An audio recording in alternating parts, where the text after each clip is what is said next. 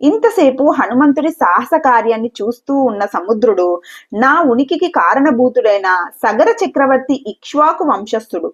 రాముడు కూడా ఇక్ష్వాకు వంశస్థుడే.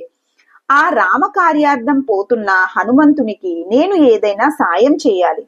ఇప్పుడు ఈ వానర శ్రేష్ఠుడికి నేను ఏమి సహాయం చెయ్యకుండా అంటి ముట్టనట్టుగా ఉంటే ప్రతి ఒక్కరూ నన్ను తప్పు పట్టవచ్చును.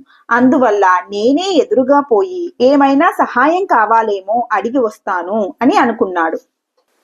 ఇక్ష్వాకుల వంశానికి చెందిన సగరుడి మూలంగానే నేను ఆవిర్భవించాను.